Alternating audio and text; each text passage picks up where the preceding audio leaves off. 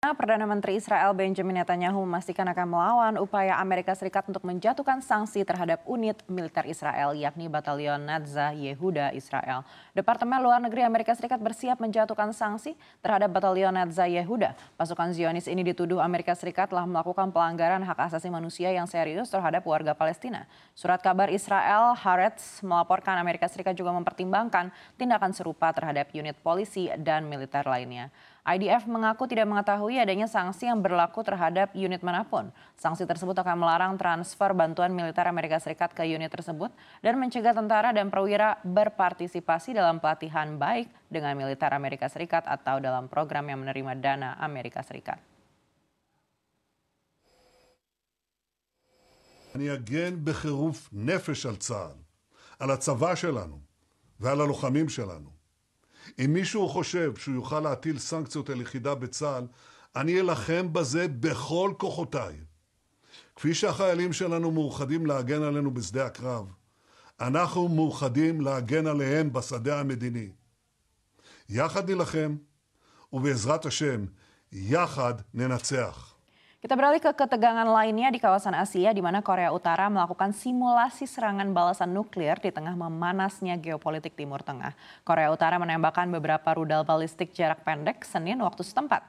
Mengutip media lokal KCNA, pemimpin Korea Utara Kim Jong-un bahkan turun langsung mengawasi latihan tersebut. Laporan ini dikonfirmasi militer Korea Selatan yang menyebut rudal Korea Utara terbang di wilayah Pyongyang sejauh 300 km sebelum jatuh di perairan timur semenanjung Korea. Jepang juga mengonfirmasi peluncuran rudal Korea Utara. Juru bicara pemerintah Jepang mengatakan satu rudal memiliki ketinggian maksimum 50 km dan mendarat di luar Zi, Jepang.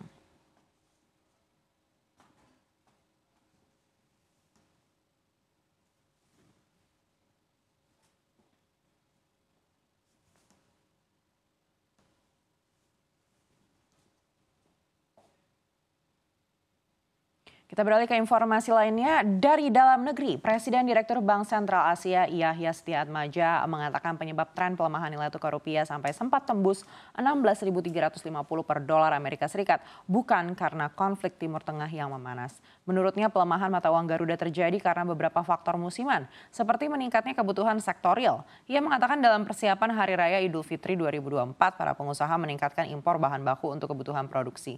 Sebab kebutuhan pada masa Lebaran akan lebih tinggi dari kebutuhan hari biasa. Selain itu ia menyebut faktor lain yang menyebabkan pelemahan rupiah, yaitu aksi penarikan modal dari investor luar negeri dari saham dan obligasi di pasar modal RI. Kemudian musim pembagian dividen di kuartal 1 2024 yang sebagian besar mengalir keluar untuk para investor asing yang merupakan pemilik perusahaan di Indonesia. Dalam hal ini ia membenarkan Bank Indonesia yang belum memberikan intervensi terhadap pelemahan rupiah. Itu kita juga ingat di kuartal pertama ini banyak perusahaan-perusahaan yang besar membagikan dividen dan dividen itu ada sebagian yang mengalir keluar karena kita tahu bahwa investor dari saham-saham yang terutama perusahaan-perusahaan besar banyak pemiliknya adalah dari asing. Jadi ada masalah supply and demand dan saya setuju sekali, saya juga tidak melihat adanya intervensi dari BI. Memang kalau lagi ada kebutuhan real yang meningkat, tidak boleh diintervensi, saya pikir ya. Itu akan seperti membuang garam ke laut. Nah, tapi kita harapkan kalau nanti kebutuhan dolar itu sudah agak melemah gitu ya, supply-nya masih tetap normal, demand-nya itu menurun, ya mungkin Bank Indonesia bisa menstabilisasi kembali dolar, apakah bisa di bawah 16.000 atau tidak, itu ya tergantung dari situasi dan kondisi ya.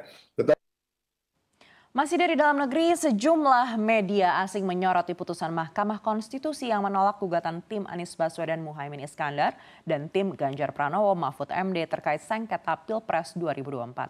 Media China CGTN merilis laporan berjudul Pengadilan Indonesia menolak permohonan gugatan calon presiden yang kalah.